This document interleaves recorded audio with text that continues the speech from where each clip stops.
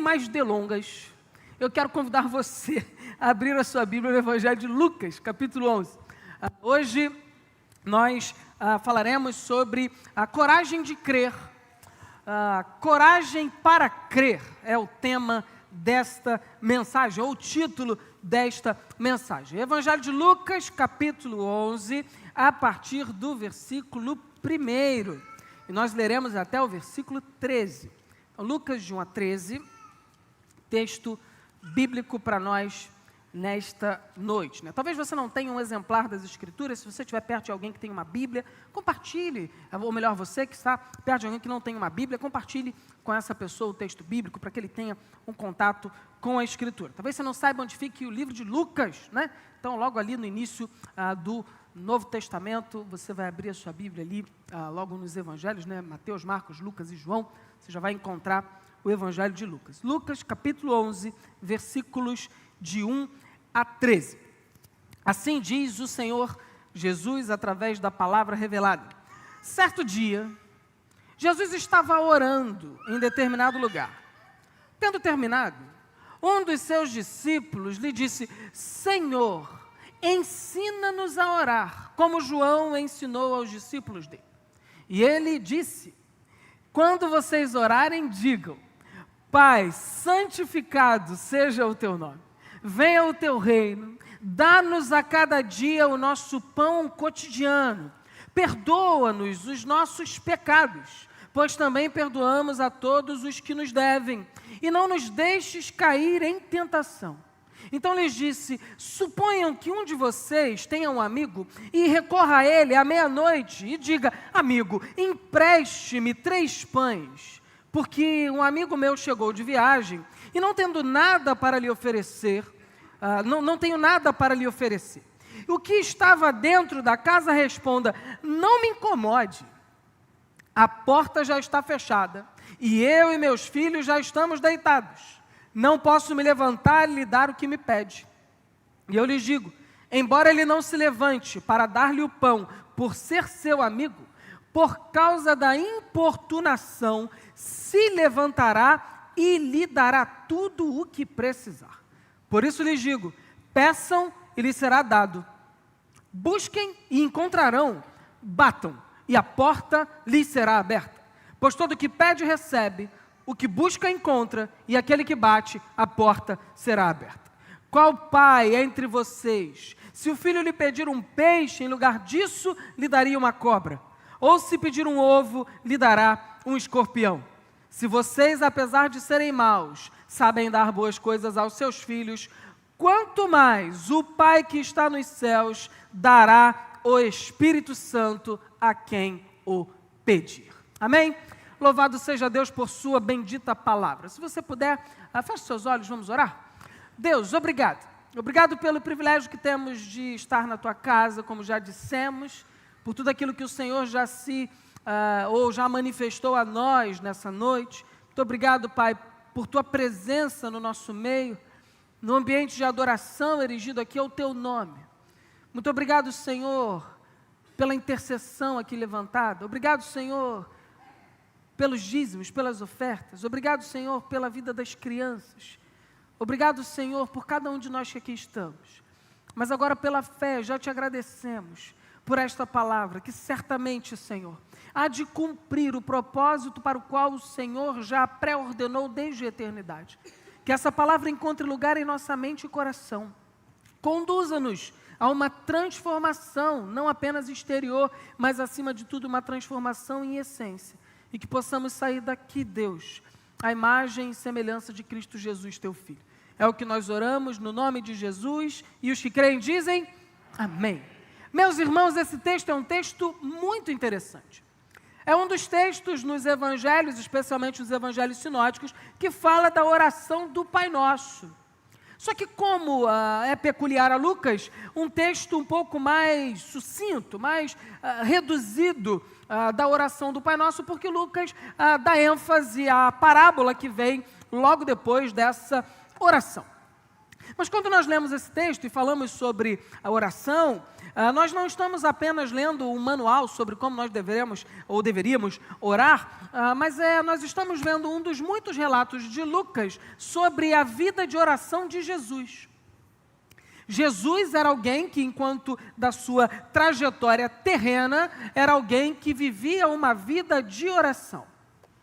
Algumas experiências são relatadas por Lucas. Jesus ora no seu batismo.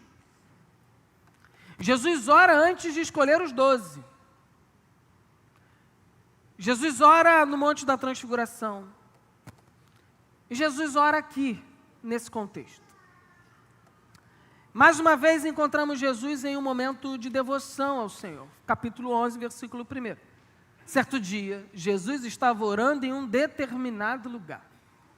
Jesus se afastava para orar num exercício de intimidade com o Pai. Dentro desse contexto de Lucas, a narrativa que se desenvolve nesse bloco do texto do Evangelho de Lucas é que Jesus acaba de sair de Betânia, da casa dos seus amigos, Marta, Maria e Lázaro. E ao sair dali, neste episódio, antes do capítulo 11, ele tem aquela grande conversa que virou inclusive uma grande música, uma boa música, sobre a escolha a boa parte. Naquele diálogo com Marta e Maria, ele estabelece que o melhor é ser do que fazer. Olha, Marta, estás atarefada com muitas coisas. Faça como Maria, escolha a boa parte. Escolha a melhor parte, escolha a presença. Escolha a intimidade, escolha o relacionamento transformador. A boa parte é estar aos pés de Jesus. E dessa forma, Jesus está num certo lugar e ele escolhe a boa parte, porque ele se prostra aos pés do Pai. Ele se prostra aos pés do seu Pai, do nosso Pai. E penso eu que os discípulos, ao olharem aquilo, porque Jesus vai para um certo lugar, diz Lucas. Jesus se separa. Jesus se destaca. Jesus deixa as distrações de fora e vai buscar a presença de Deus em um lugar de intimidade. E nesse lugar de intimidade, os discípulos, então, passam a observá-lo. E penso eu, digo eu não, Senhor, que os discípulos olhavam e falavam assim, rapaz, que negócio diferente. Eu não sei se você já viu, mas tem gente que quando ora é um negócio diferente, né? Eu conheci algumas pessoas na minha vida que quando oravam, falavam assim, olha, não sei o que está acontecendo não, mas tem um negócio acontecendo aqui. Gente que quando dobra o seu joelho, a gente percebe que não é um exercício externo apenas, mas que é um expressar da própria alma dessa pessoa. Gente que tem vida de intimidade com Deus a partir de experiências de oração. Gente que transcende a religiosidade. E penso eu que os discípulos olham Jesus fazendo isso, imaginam o seguinte, a gente quer viver esse negócio também. Por isso, a interpelação dos discípulos a Jesus, Senhor, ensina-nos a orar, como João também ensinou aos seus discípulos. Desse contexto, sai a oração do Pai Nosso. E aqui é uma dupla significância, um duplo significado.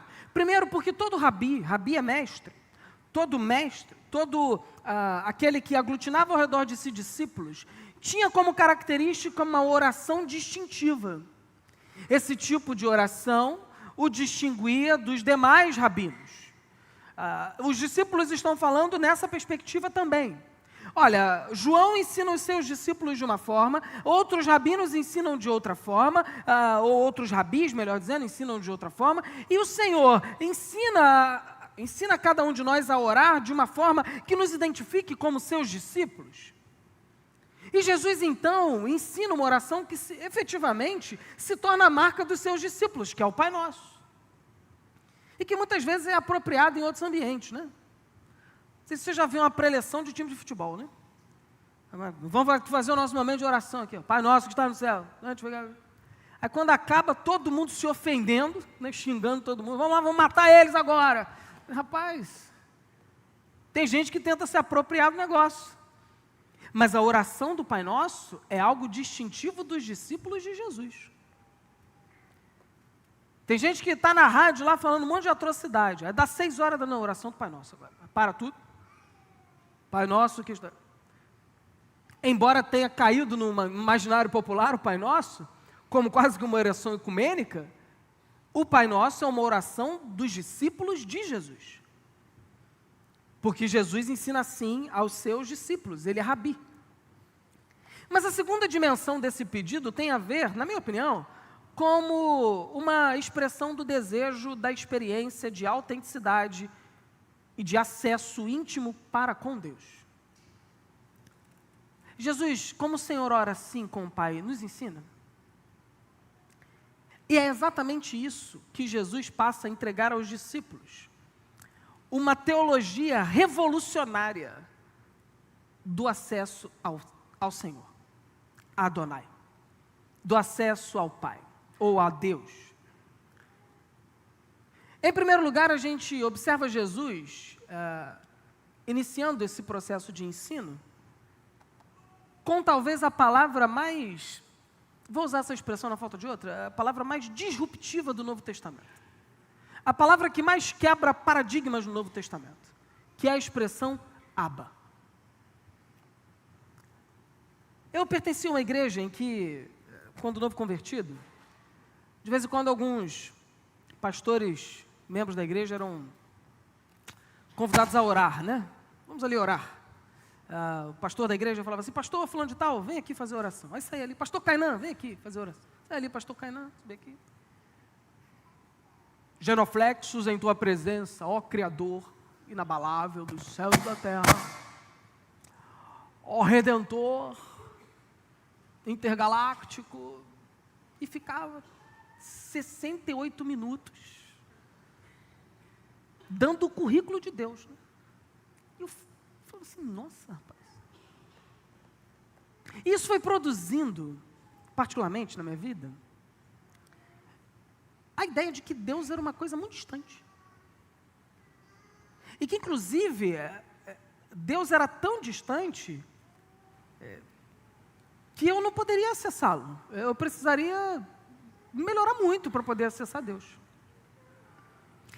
Essa estrutura de pensamento é a estrutura teológica do judaísmo do primeiro século.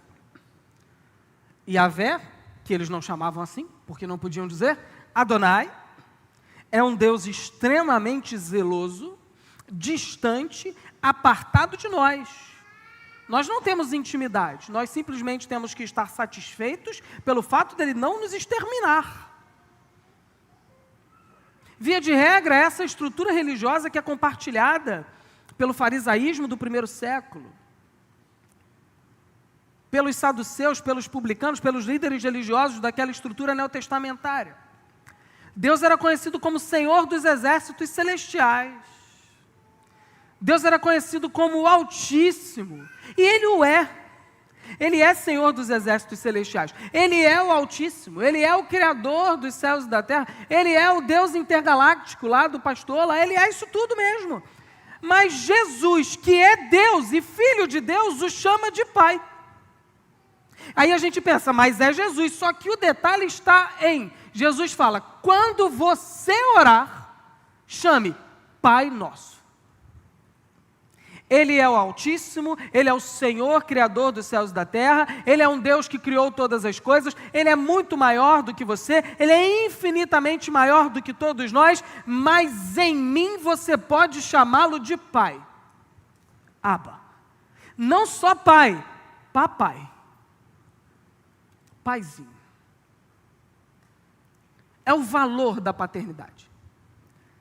A compreensão de quem é o nosso Pai, ou da importância que o Pai tem para nós, nos leva a esse traço de intimidade. O que Jesus está ensinando aos discípulos e ensinando a nós nessa noite, é que relacionamento com Deus é o alicerce da vida cristã.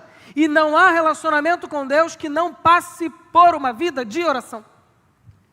Que não passe por experiências de oração.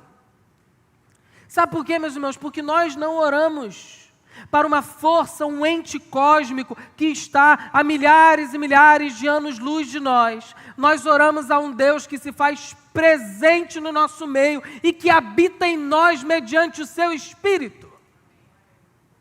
É o nosso Pai, é o nosso Papai, é o Paizinho. Deus está perto de nós. Jesus então diz, olha, quando vocês orarem, Abba, santificado seja o teu nome, porque também não é bagunça.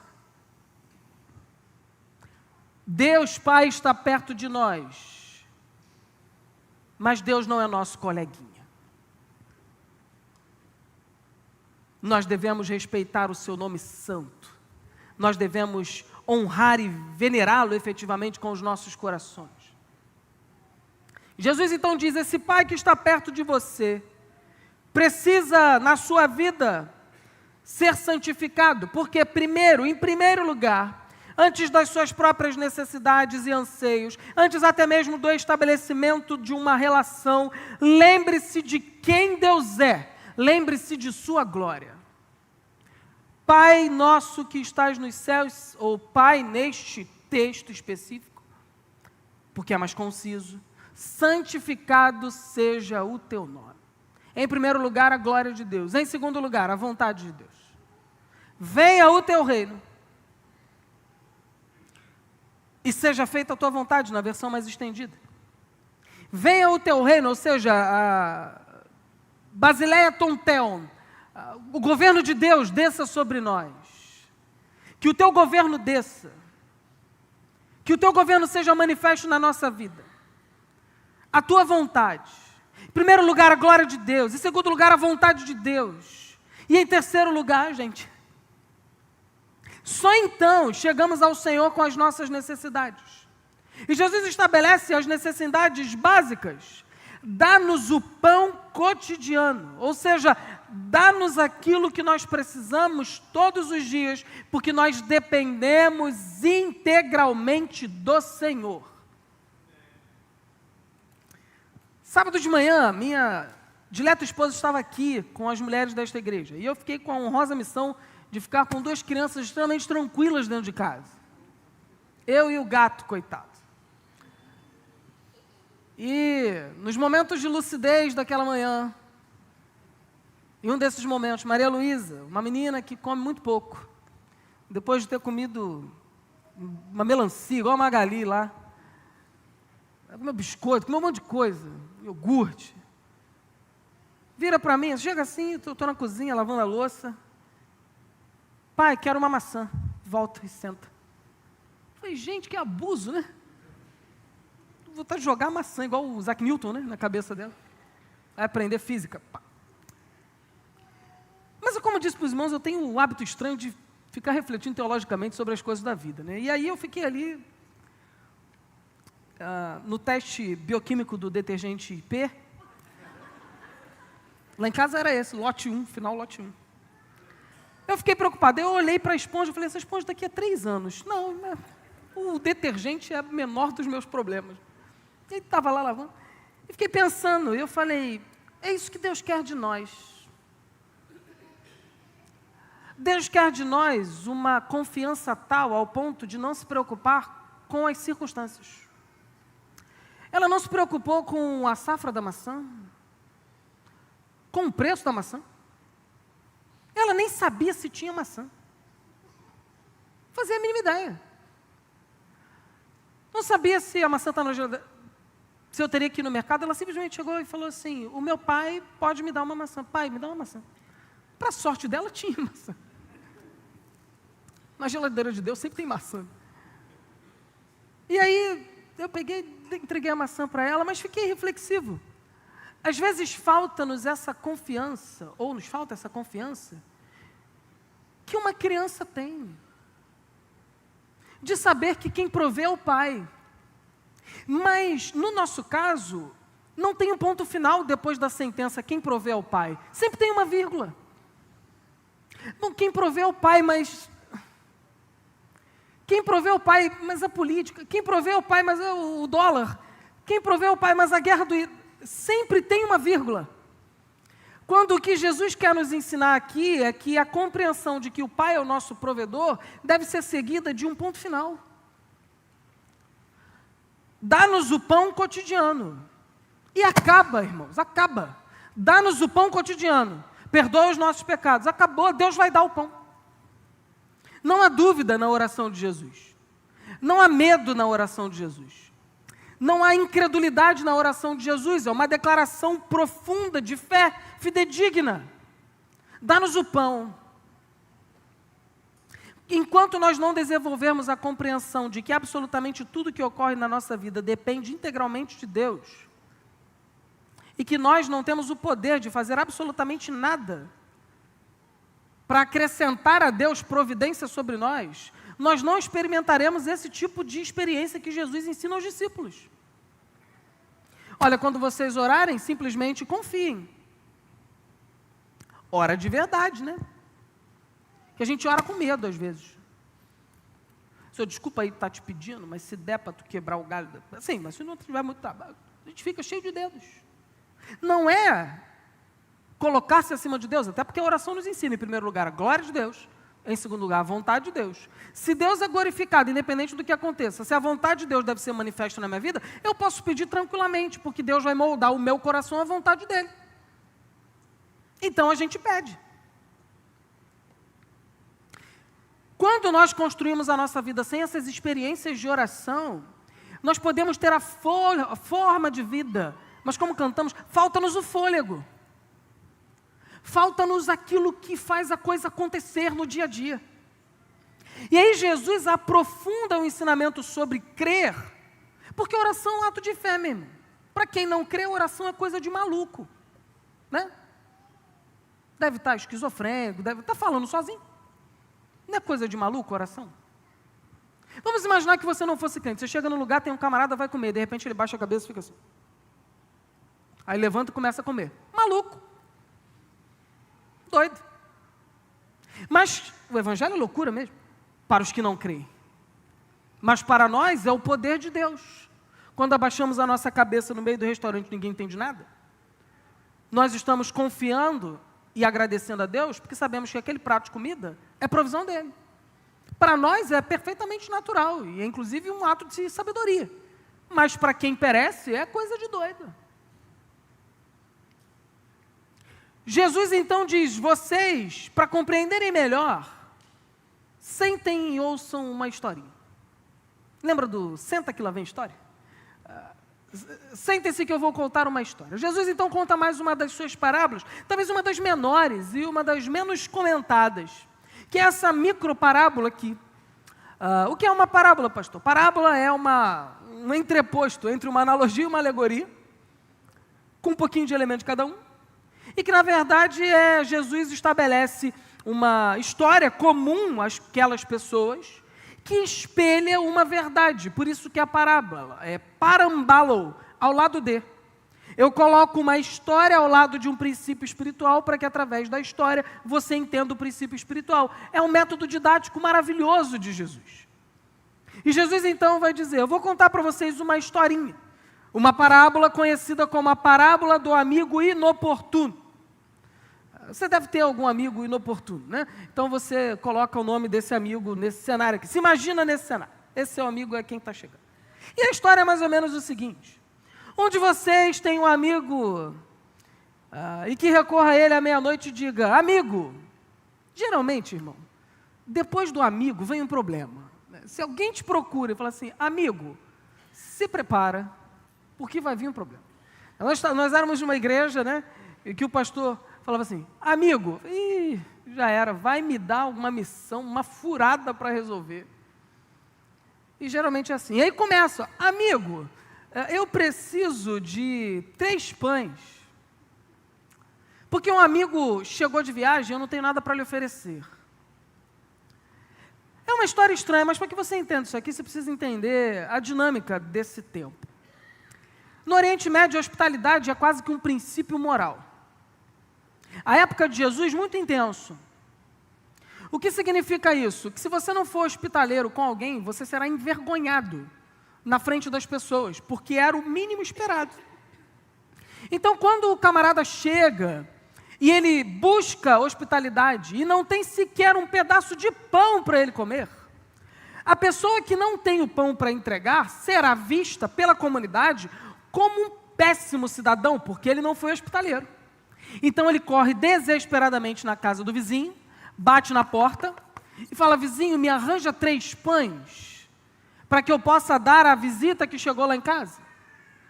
E aí imagina o seguinte cenário, nós estamos falando muito provavelmente de um ambiente comum naquela região da província da Judéia. Muitas vezes, nos ambientes mais pobres, ficava reunido na casa, meu irmão, todo mundo. No mesmo ambiente de um pavimento havia uma espécie de giral, um mezanino pequeno, onde as pessoas dormiam, e ali embaixo estava lá a galinha, a vaca, tudo aquilo que tivesse de bicho naquela casa, dormia lá dentro para não ser roubado. Dormia todo mundo junto, pai, mãe, crianças. Às vezes a gente imagina que é o nosso cenário, né? Uma casa, você que é próspero, uma casa de 8 quartos, né? Cada um no seu quarto. Você olha pela câmera, sim, claro, vou levar. Não, era essa a confusão. Todo mundo junto, acordar um era acordar todo mundo. Olha o desespero desse pai de família. Imagina a criança, depois de 2 horas, irmã Juliana, botando a criança para dormir. Aí vem alguém, aí você fala, é o inimigo. Né? Me dá 3 pães, você joga o pão na cabeça dele. Vai embora daqui, em nome de Jesus, some daqui. E a criança acorda, aí você era o inimigo mesmo. Que o Senhor abençoe o sono das crianças hoje, em especial. Amém. Tem que orar com fé, né? Senhor, está nas tuas mãos aí. Não era assim, era uma coisa caótica. E aí ao bater lá, chamar, gritar, dar o jeito dele, a primeira reação do camarada, porque eu fico imaginando, o cara estava dormindo, pô. Meu irmão, vai embora, pô, você adianta. Que mané pão, essa é a hora de comer pão. Pelo amor de Deus, tem pão aqui não.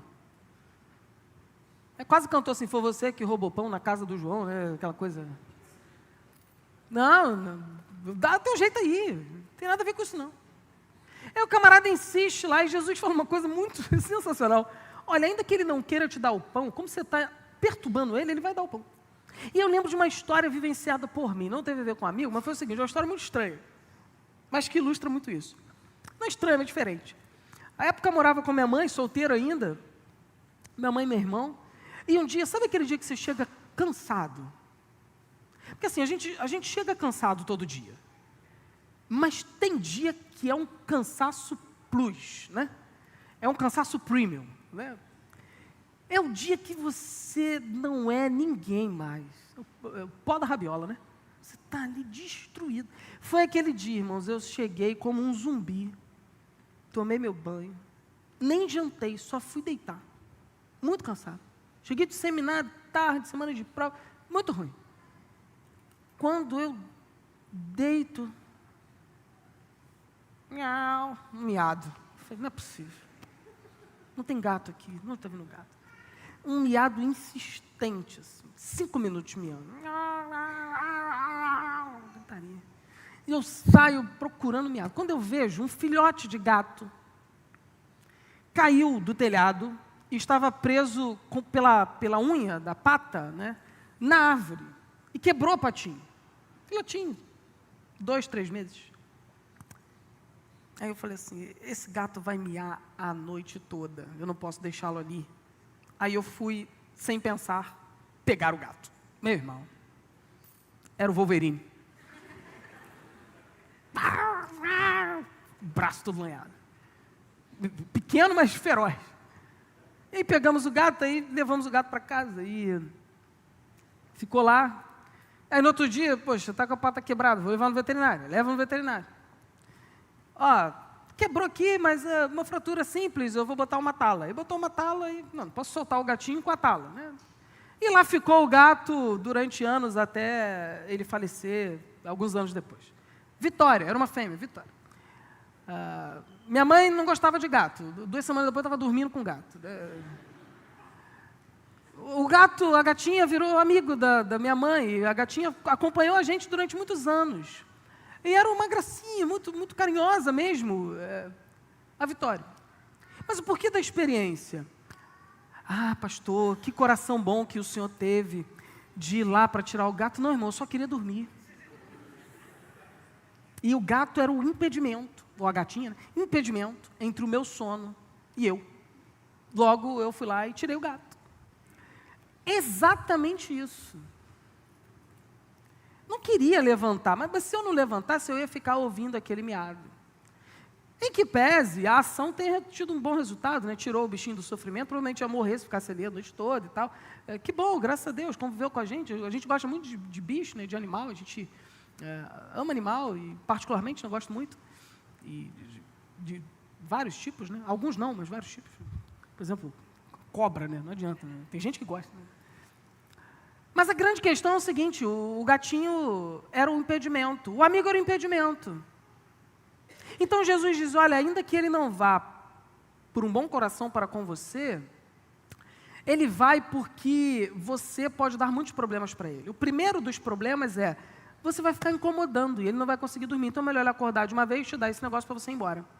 O segundo problema é, ainda que ele durma, no dia seguinte, quando a aldeia souber da história, de que alguém o procurou, e ele não ajudou na lei da hospitalidade, ele seria mal visto na comunidade. Então, por causa dele, ele atende o pedido desesperado do anfitrião, ou o pedido do anfitrião, que também estava desesperado nesse contexto. A primeira resposta é, não me incomode. Mas a segunda resposta é, tá bom, vou te ajudar. E ao analisarmos a parábola e a espinha dorsal da parábola, nós podemos extrair aqui 3 lições específicas sobre a parábola, e depois vamos desenvolver um pouquinho mais sobre a aplicação da parábola, de forma breve. A primeira dessas lições está contida lá no versículo 8. Eu lhes digo, embora ele não se levante para lhe dar o pão por ser seu amigo, por causa da importunação se levantará e lhe dará tudo o que você precisar. Em outras palavras, toma aqui o pão, leva a margarina também, para não me perturbar. Tu quer suco? Toma aqui suco de laranja. Quer pão doce? Tem aqui também, leva bolo, leva o que você quiser. Toma aqui um mês, para você nunca mais vir na minha casa. Toma, uma cesta básica aqui. Vai embora. Expressão utilizada aqui, importunação, é uma palavra que, no sentido original no grego, dá a ideia de desavergonhamento. Tipo assim, é alguém que não tem vergonha. Eu não sei se você conhece gente que tem esse defeito, né? Ou essa qualidade, não sei, depende da perspectiva. Defeito para mim, uma qualidade para outros. Tem gente que não tem vergonha de nada. Meus irmãos, eu tenho vergonha até dos outros. Sabe aquela coisa da vergonha alheia? Nossa! Se eu vejo alguém caindo, eu fico assim, meu Deus, que vergonha. Eu estou do outro lado da rua. Não tem nada a ver com aquilo. Eu fico mas muita coisa. Eu tenho uma condição muito particular, né? Tem alguém que tem o mesmo nome que eu, que é procurado pela Polícia Federal. Juro para você, não sou eu. Eu acho. Porque toda vez que a gente faz uma viagem, e aí tem aquela coisa de você passar o passaporte digital, né?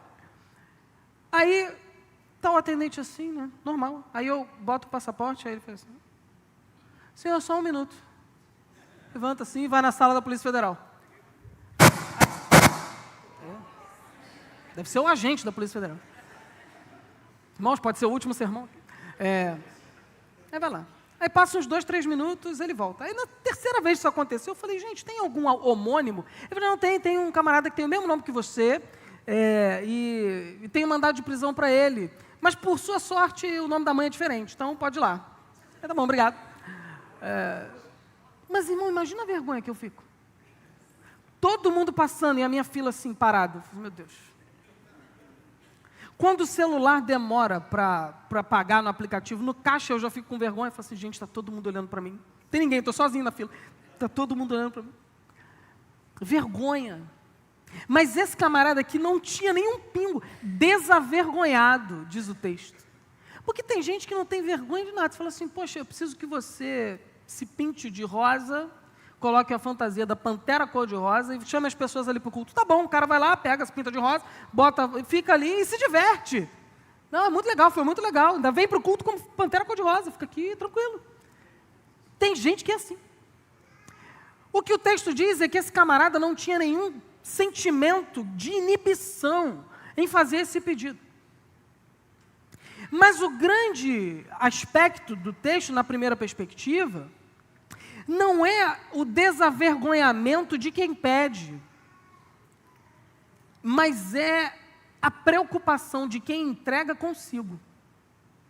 O que isso é aplicável, no que isso é aplicável nas nossas orações?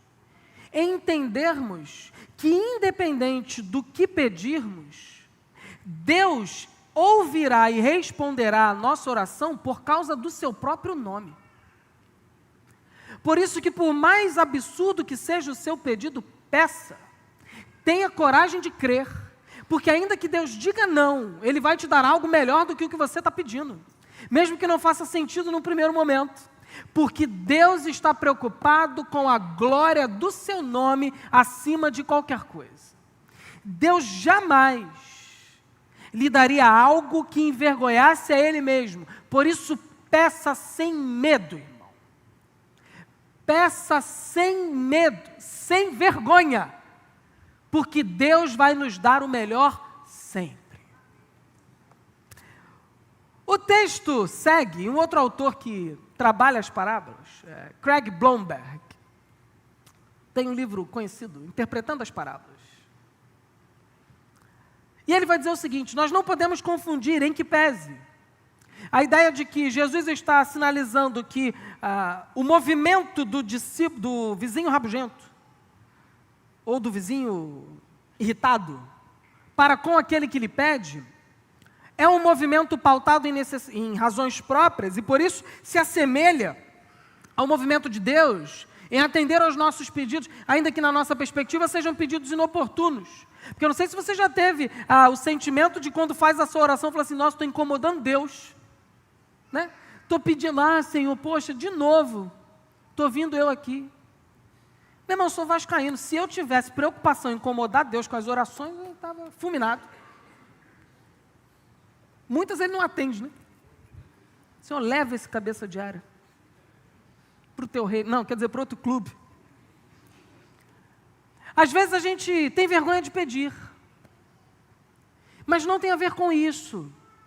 E aí o Craig Blomberg vai dizer o seguinte: também nós não podemos achar que Deus age em responder a nossa oração porque Ele tem sentimentos mesquinhos como o vizinho rabugento. Não é isso.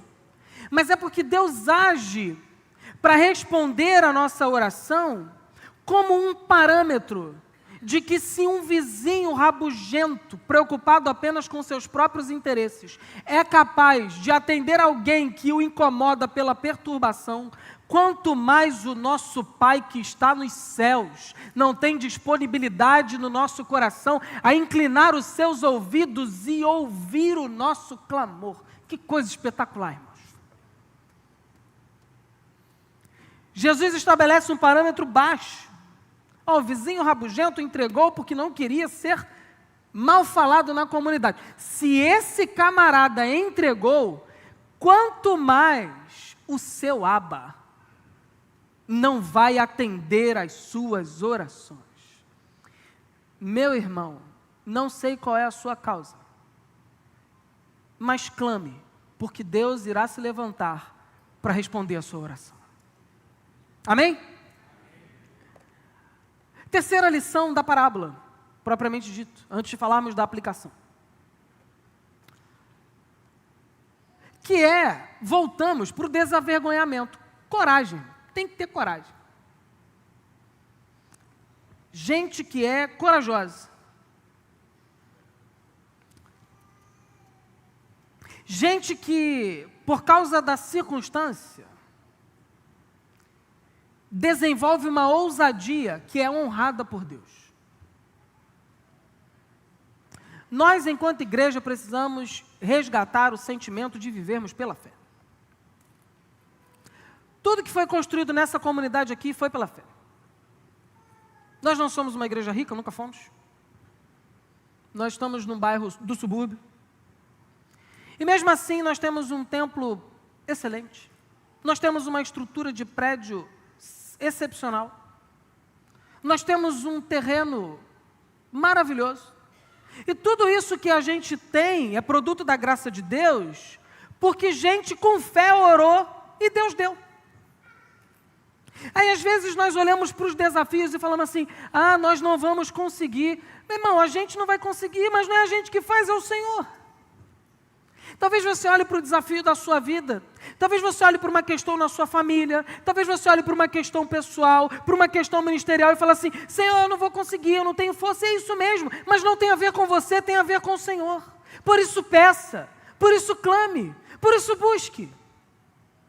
Nós precisamos acreditar que o Deus a quem oramos tem poder para atender as nossas orações. E não só tem poder, mas se inclina para atender conforme a sua vontade. Ah, mas e se o meu pedido não for da vontade de Deus? Se você viver em intimidade com Deus, Deus vai mudar o seu coração, você vai mudar o pedido. Fica tranquilo, mas peça, clame, busque. Crente incrédulo não vive milagre. Crente incrédulo não vive experiência com Deus, não acredita.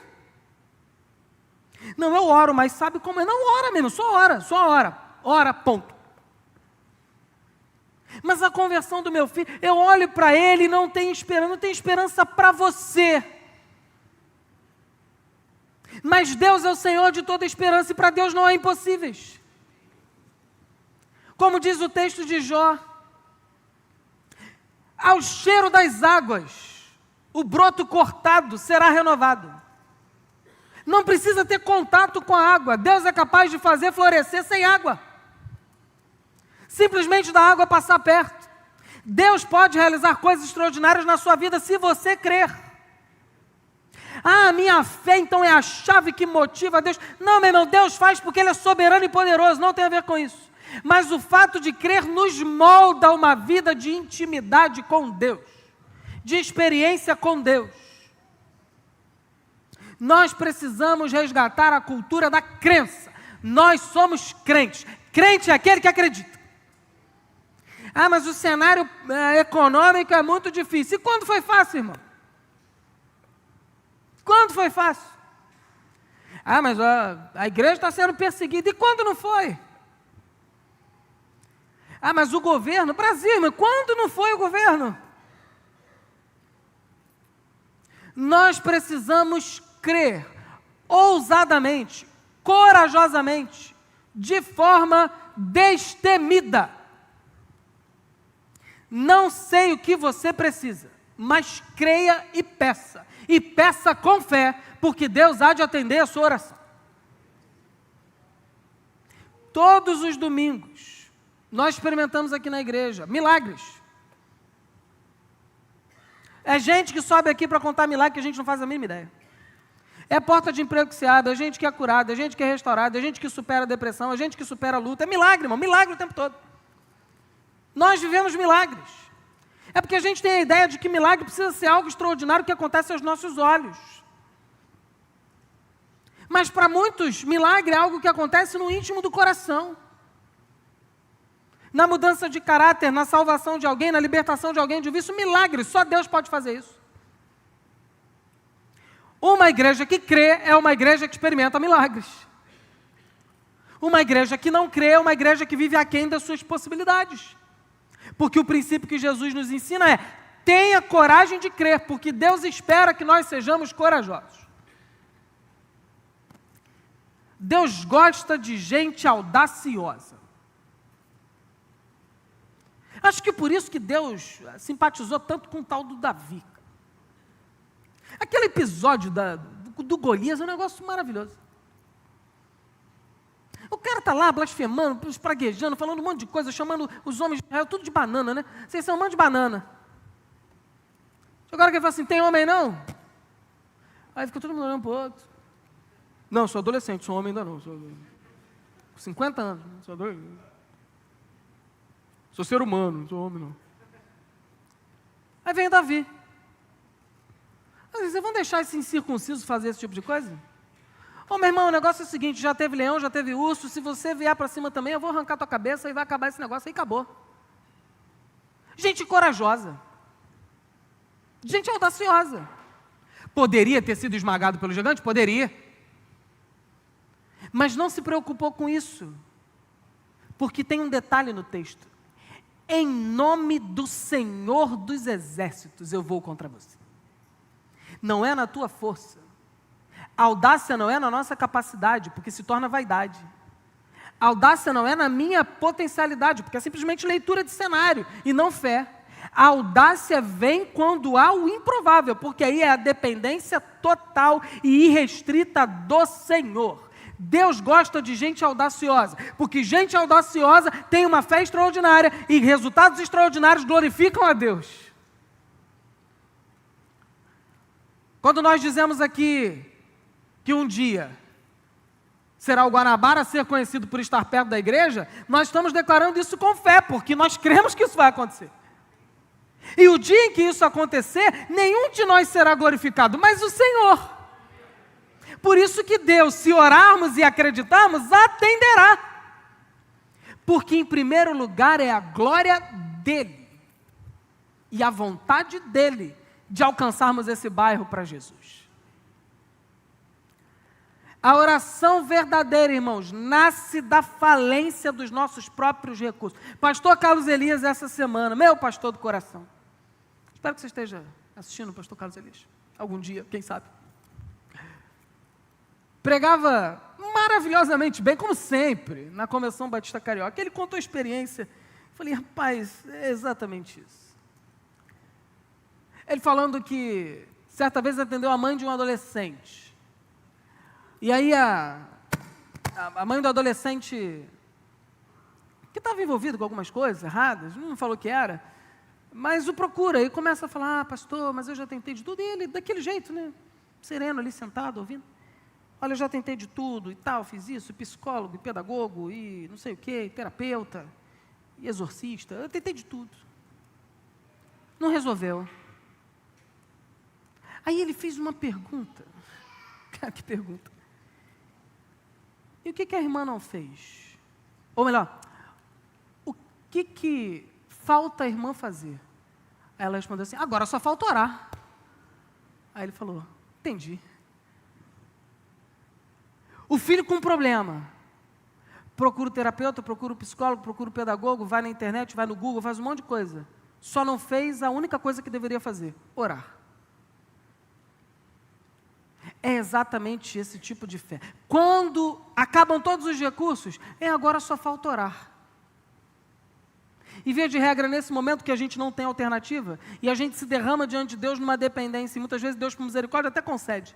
Mas o que Deus espera de nós é que o primeiro passo, o primeiro fato, ou melhor, a primeira ação a ser feita, depois do fato que causa em nós algum tipo de apreensão, de medo, de nervosismo, seja exatamente dobrar os nossos joelhos e falar, Senhor, eu preciso do Senhor.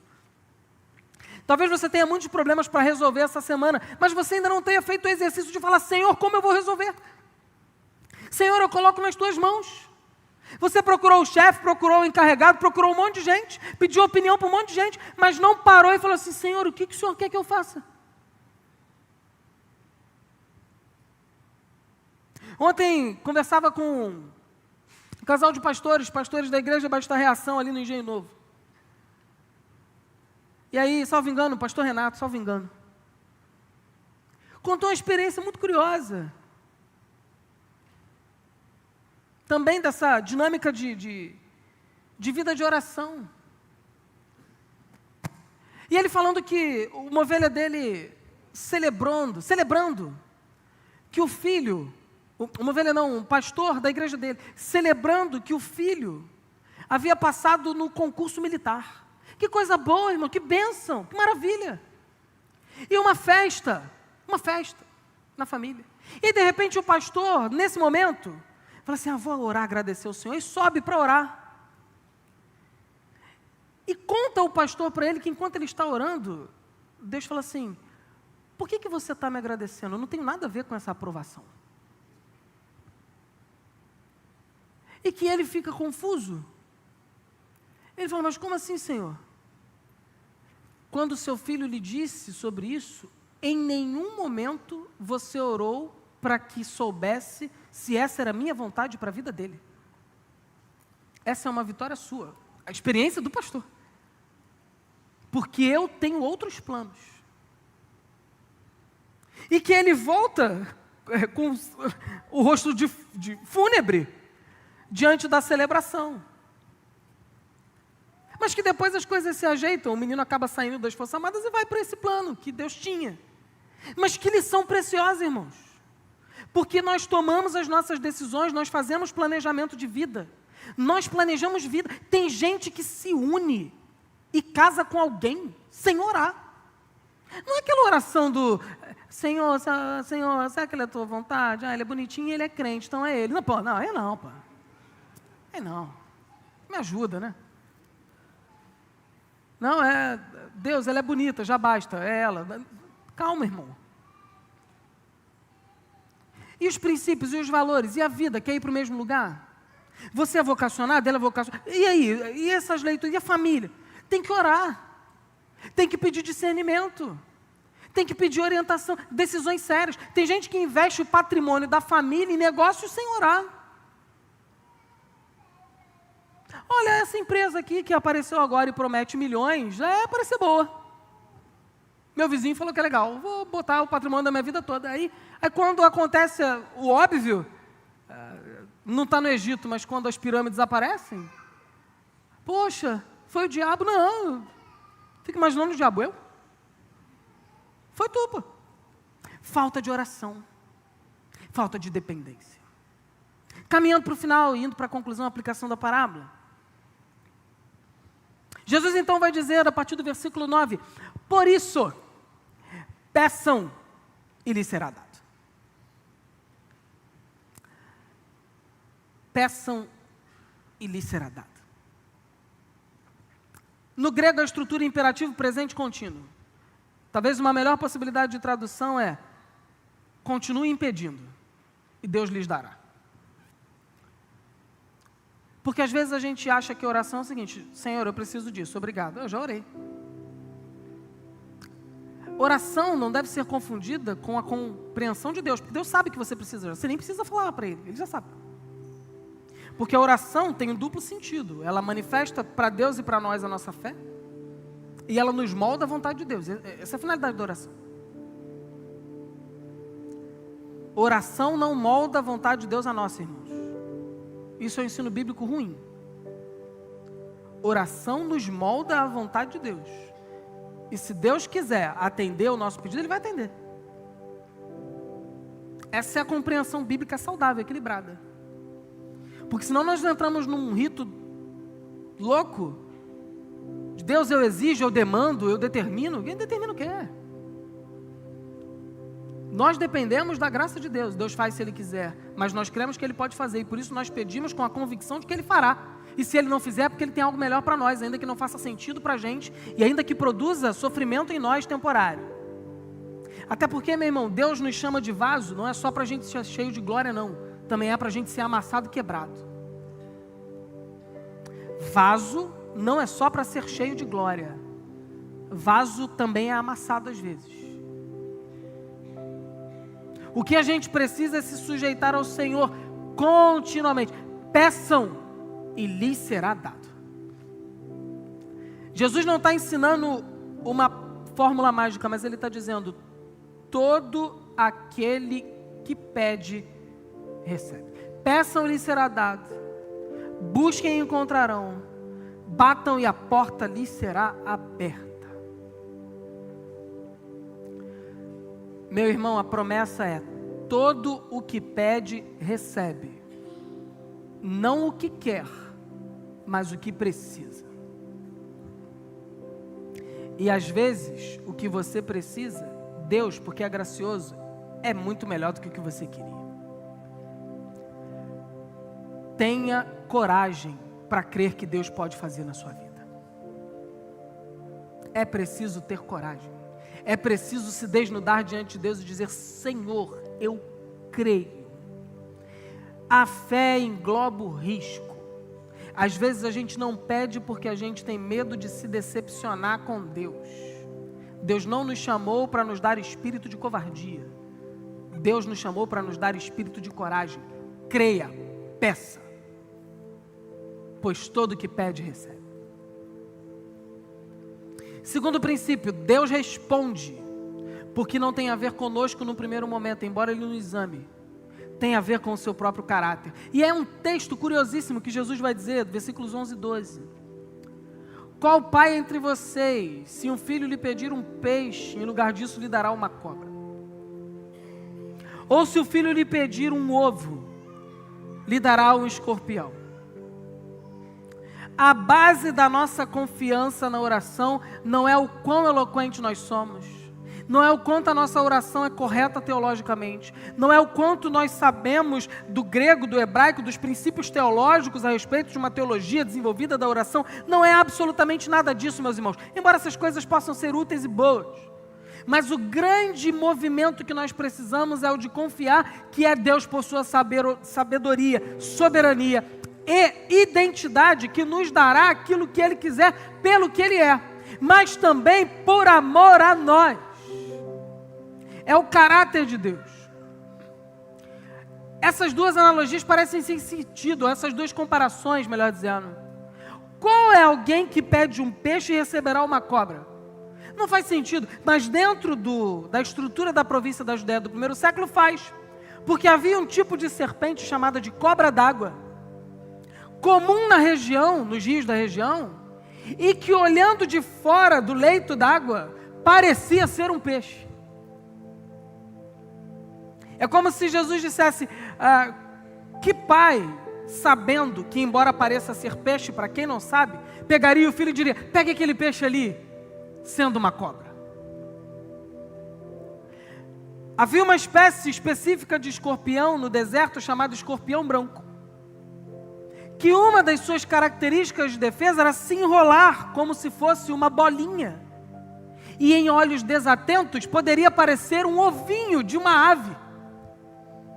E é Jesus dizendo, qual pai, sabendo pela sabedoria do deserto, que aquela bolinha, que a média distância parecia um pequeno ovo, na verdade era um escorpião disfarçado para tentar predar alguém. Jesus está dizendo, um pai terreno, corrompido pelo pecado, conduzido pelos seus maus desígnios, mesmo sendo mau, é capaz de dar coisas justas para os seus filhos, não enganando-lhes com algo letal e perigoso. Quanto mais o seu Pai que está nos céus não lhes dará aquilo que você necessita. Meu irmão, Deus não brinca com você.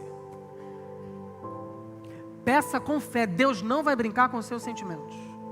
Talvez você tenha tido experiências traumáticas, algum líder religioso, alguém enganou você, alguém que você amou enganou você, você se sentiu frustrado em confiar em alguém. Não projete essas frustrações em Deus, porque embora Deus seja o nosso Pai, Ele não é um Pai como um Pai terreno, Ele é o Pai das luzes e nele não há sombra de variação, e Ele é perfeito e Ele é fiel a si mesmo. Deus será fiel a nós, ainda que nós sejamos infiéis a Ele, porque Ele é fiel a si mesmo. Confie no poder de Deus, não tema, Deus não vai enganar você, Deus não vai brincar com os seus sentimentos. Confie em Deus, entregue-se a Ele. Confie no Senhor. Terceiro princípio e último para concluirmos. Porque vós, sendo maus, sabem dar boas coisas aos seus filhos, quanto mais o Pai Celestial lhes dará o Espírito Santo. Ai, irmãos, é a dádiva de Deus, o Espírito, derramado sobre aqueles que creem. O Espírito que mora dentro de você, selado com o penhor da esperança, sabendo que você está destinado para a eternidade por causa do sacrifício de Jesus na cruz do Calvário. O que Deus está dizendo é que uma verdadeira experiência de oração nos conduz a uma intimidade onde nós compreendemos que o grande ganho da oração, embora nós possamos receber aquilo que nós queremos, é recebermos a presença de Deus. Porque é ela quem transforma a nossa vida e transforma a realidade. Jesus desconstrói toda e qualquer visão utilitarista da oração. Oração não é meio de obtermos coisas. Oração é meio de conhecermos a Deus, transformação de caráter, e Deus graciosamente ainda nos dá as coisas que pedimos. É diferente. é completamente diferente. Nós entramos no quarto de oração, muitas vezes, irmãos, nós entramos no quarto de oração, nós pedimos o pão, nós pedimos o peixe, nós pedimos a cura, nós pedimos a libertação, nós pedimos a restauração, nós pedimos a salvação de um monte de gente, nós pedimos o dinheiro, nós pedimos a casa própria, nós pedimos o emprego, nós pedimos a cura da doença, nós pedimos tal coisa, nós pedimos pelos filhos, pelo papagaio, pelo cachorro, pelo vizinho, por todo mundo, nós pedimos um monte de coisa, terminamos, levantamos e vamos embora. Não experimentamos o principal da oração, a presença. Chegamos, vomitamos diante de Deus as nossas necessidades, levantamos e vamos embora, como se Deus fosse um depósito de pedidos. Não é isso. O que Deus espera é que ao final da oração, nós nos aquietemos e falemos: Senhor, agora dá o que o Senhor tem de melhor, que é a Tua presença. Fala comigo. Uma vida guiada pelo Espírito de Deus. Pedir coisas temporais não é errado. E você deve pedir sim. Mas você não pode esquecer que isso é só sombra. Porque a verdadeira dádiva da oração é a presença de Deus. Por isso que Jesus diz, no Evangelho de João, capítulo 14, texto compreendido entre os versículos 16 e 18: E eu rogarei ao Pai, e Ele vos dará outro Consolador, para que fique convosco para sempre. Eu não deixarei vocês órfãos, e eu voltarei para vocês. Receber o Espírito é o ápice da oração. E nós podemos recebê-lo de duas maneiras. A primeira é quando cremos. E a segunda é metafórica, que é a experiência do seu enchimento. Não como creem irmãos de outras tradições, numa segunda experiência. Não é isso. Recebemos quando cremos e somos ali batizados pelo Espírito. Mas toda noite você pode recebê-lo de novo, através da presença, da ambiência do Espírito. Não é um Espírito permanente e residente que te salvou e que garante a sua eternidade, não é disso. Mas é o contato próximo. É o contato próximo. Sabe aquela coisa do marido ou da esposa que já ganhou o marido? Ou o marido já ganhou a esposa? Mas ele se preocupa naquele dia em chegar em casa e fazer algo diferente para ganhá-lo de novo, embora já o tenha. É isso, é o Espírito. Nós já temos, já somos selados, os que creem. Mas nós podemos sempre ter novamente uma nova experiência. O ápice da oração é uma vida guiada e conduzida pelo Espírito Santo de Deus. E quando isso acontece, nós entendemos que efetivamente, embora queiramos muitas coisas, nós já temos tudo o que precisamos. Tenha coragem para crer. Lucas capítulo 11 rasga o véu da nossa incredulidade. Muitas vezes nós não oramos porque nós acreditamos que ao batermos na porta, Deus responderá como o vizinho: vai embora. É meia-noite, vai embora. Mas Jesus nos mostra o coração do Pai. Nós temos um Deus que não apenas deixa a porta destrancada, mas nós temos um Deus que nos deu a porta, porque Jesus é a porta das ovelhas. A porta vai estar aberta, porque a porta é Jesus. E é Ele que nos conecta com o Pai. Meus irmãos, concluindo, a oração não é o exercício de convencimento de um Deus que está relutante em nos abençoar. A oração é experimentar o abraço de um Deus que já está de braços estendidos para nos acolher e nos fazer conforme a sua vontade. Decida nessa noite, de uma vez por todas, confiar em Deus e no seu poder. Vá à presença de Deus com ousadia, sem medo. Todo que pede, recebe. Deus não vai deixar você sem resposta. Ah, mas a resposta não era o que eu imaginava. Que bênção. Porque o que você pedia não era melhor para você. Deus vai te dar algo muito melhor. Peço pão, mas anseio pelo Espírito. Amém? Se você puder, se coloque de pé no seu lugar. Quero convidar o Ministério de Louvor.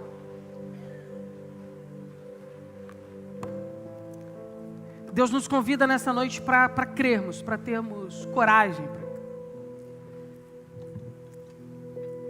E eu quero orar por você, antes de nós concluirmos essa celebração.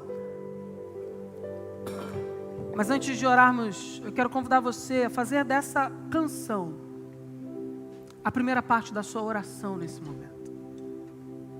Que você se entregue e confie nesse Deus que certamente nos atende e nos dá muito mais do que nós merecemos, mas também muito mais do que nós pedimos e esperamos. Adore o Senhor.